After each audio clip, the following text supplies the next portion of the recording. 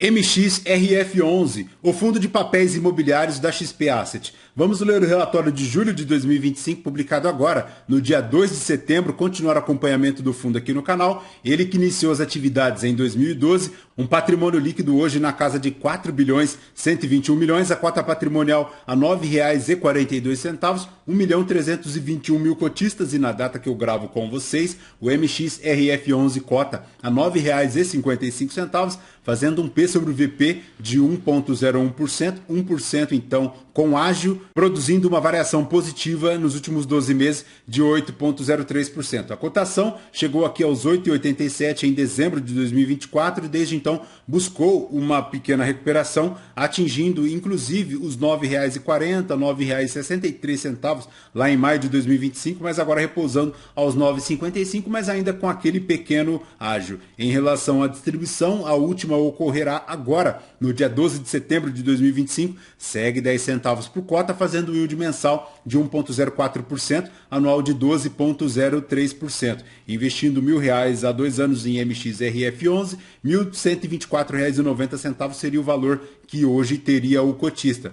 Apesar dessa recuperação, o MXRF11 não supera a linha do CDI, superando apenas em pequena medida o IPCA e o IFIX, então ponto de atenção, porque no período ele retornou 12,49%, enquanto o CDI retornou 25,41%, o IPCA 9,42% e o IFIX 8,64%, então ponto de extrema atenção. Mas voltando aqui para o relatório, a gestão comenta que o Boletim Focus do dia 1º de agosto apresentou o IPCA de 2025 com uma baixa de 5,18% para 5,07% e uma baixa também no IGPM de 2,25% para 1,33%.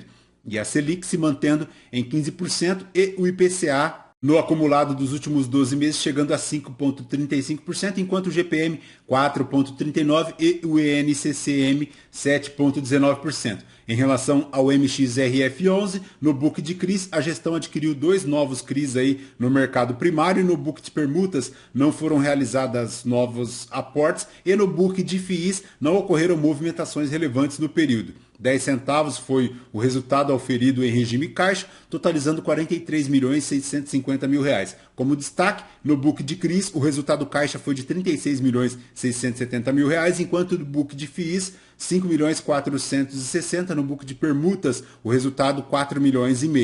O fundo, agora, após todas essas movimentações, em virtude do regime caixa, tem hoje 6 centavos por cota de reserva, 30.460.000. Em relação à DRE do fundo para 2025, na distribuição média, mas ele fez aqui em julho de 2025 46 milhões de receitas, 3 milhões e 200 de despesas, um resultado de 43 milhões 653, um rendimento distribuído de 43 milhões 732, 10 centavos por cota. No resultado, a maior contribuição veio aqui para as receitas de CRIs, seguido aqui das receitas de fundos imobiliários, 1 centavo. E em relação ao acumulado do mês, a maior contribuição veio aqui também das receitas de CRIs, 5 centavos por cota, finalizando um resultado de 5,8. Em relação à rentabilidade aqui do fundo, 13,39 fica no valor de mercado da cota mais os rendimentos, o NTNB 12,57 e o IFIX 12,32%. A taxa interna de retorno do fundo para julho de 2025 foi um ganho de capital bruto total de 0,84% e a taxa interna bruta de 1,39 ao mês, um retorno total bruto de 1,39, uma diferença positiva em relação ao NTNB de 1,86%, uma diferença positiva em relação ao IFIX de 3,25%. Já em relação à movimentação do fundo aqui no mercado secundário, ele faz um montante de 9.614 ao dia, a cota variando entre R$ 9,42 e R$ 9,60, um giro ao mês de R$ 221 milhões em julho de 2025. E em relação à composição da carteira, ela é majoritariamente composta pelo IPCA, 77,34%, dando 8,68% na taxa de aquisição e 10,53% na taxa média de marcação a mercado. Já a carteira de CDI, 11,42% do patrimônio líquido do fundo, 2,74% de aquisição, 2,79% de marcação a mercado. E ele tem aqui também 11,1% de fundos imobiliários. Em relação à cota no mercado secundário, opera com um ágio aproximado de 0,8% a R$ 9,50, dando um yield de IPCA mais 10%, um yield de CDI mais 2,45%. Em relação às movimentações aqui do fundo para julho de 2025, ele alienou o total do CRI Mateus TRX e do CRI Sicredi, além da alienação parcial dos CRIs FS Bio, Buriti, Shopping Metrô Itaquera e Outlet Prêmio Imigrantes para a gestão ordinária de caixa e ganho de capital na ordem de R$1.800.000. Além disso, adquiriu uma nova operação do CRI JK Square e também aumentou a exposição lá no CRI FGR Jardim Berlim, em 42 milhões em novas tranches de operação. Lembrando que para o CRI JK Square foi um total aqui de 20 milhões, a IPCA mais 9,04%, conta aqui com diversas garantias,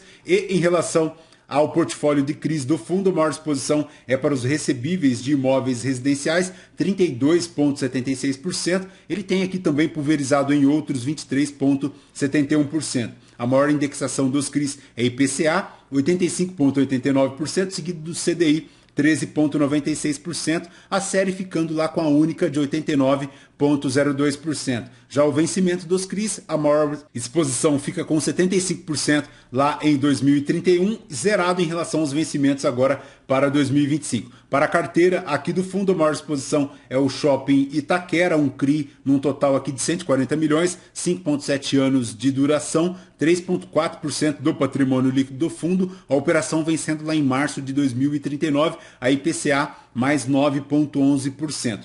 O outro destaque aqui também, pessoal, fica para os CRIs da securitizadora Virgo. Isso porque a Virgo enfrenta uma denúncia de gestão temerária lá na CVM e vem envolvida em polêmicas com o uso de recursos de reservas dos fundos da XP e de outras diversas gestoras. Então, ponto de atenção, porque tem aqui também diversos CRIs da Virgo, conforme verificamos aqui na carteira. São ao todo 19 CRIs, mas eles não ficam sozinhos, porque além do CRI ser aqui da securitizadora Virgo, tem uma situação lá em relação à PESA AIZ, que se encontra com execução de garantia, diversas assembleias rolando, como vimos lá inclusive no vídeo do WHGR11, ponto de atenção, porque o MXRF11 tem um total aqui de 63 milhões com a PESA AIZ, ponto de extrema atenção. Já em relação às movimentações daqueles CRIs antigos que já se encontram marcados aqui na carteira, aquilo que nós já sabemos, o CRI da Hart com o edifício Oceanic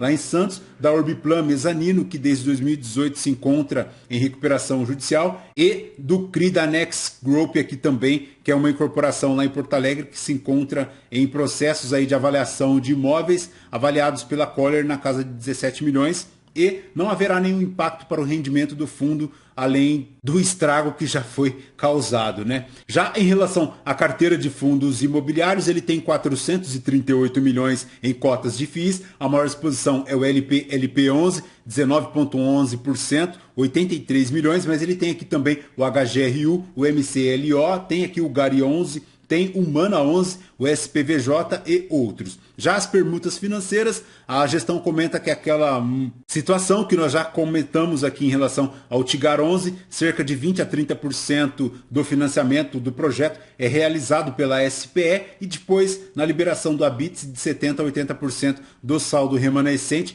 é recebido num prazo médio de 6 meses. Lembrando que este prazo, no período de vacas gordas, né, era bem menor, cerca de 1 mês, 2 meses, mas agora demorando de 6 meses e, como vimos lá no Tigar 11, demorando até 1 ano para receber, fazendo então aquela curva J. Ele inicia o investimento para receber depois, num horizonte de 1 ano e meio, após a liberação do Habits, o valor de financiamento realizado pelo adquirente do imóvel junto ao agente financiador, geralmente é realizado aí pela Caixa Econômica Federal e pelos grandes bancos. O fundo tem aqui nas permutas o total de 276 milhões, a IPCA e INCC 13,45% de taxa média de aquisição, 3,3% de duration. Em relação às permutas, reitera que não houve novos investimentos nesse book, segue bem tranquilo. A rentabilidade histórica de tais investimentos são de NCC mais 13% ao ano, e no mês, como destaque, os empreendimentos Pinheiros 1, Brooklyn 3, Brooklyn 4 distribuíram 4.450.000 em dividendos para a composição dos resultados aqui do fundo, dando um total de 66 centavos por cota desde o início das operações, R$ 1,95 aqui nos dividendos por cota entre o previsto e o realizado no fluxo total, entre o projetado e o realizado total. Perfeito, pessoal? De MXRF11 é basicamente isso. Bora ficar acompanhando o fundo, principalmente na questão do ágio da cota no mercado secundário. Ponto de extrema atenção, lembrando que ele é um fundo de papel, invariavelmente se questiona se vale a pena comprar um fundo de papel com ágio. Fiquem atentos a essa situação, porque ela é muito importante dado o risco que um fundo de papel carrega na sua carteira, como vimos aqui com diversas exposições da Virgo, além do CRI da PES-AIZ, que está com um problema que a gestão do MXRF11 nada comenta aqui no relatório, mas que a gestão lá do WHGR11 no vídeo do mês passado comentou. Bora ficar atento a essa situação. Perfeito? Lembrando que este vídeo não é uma recomendação de compra ou de venda de nenhum dos ativos aqui mencionados. Aos novos inscritos, bem-vindos. Você que permanece conosco, muito obrigado por isso também. E você que ainda não é inscrito, considere se inscrever. Deixe seu like, seu joinha, porque tudo isso nos fortalece aqui na produção de conteúdos. Voltamos então com vocês no próximo vídeo. Fraterno abraço a todos. Até mais.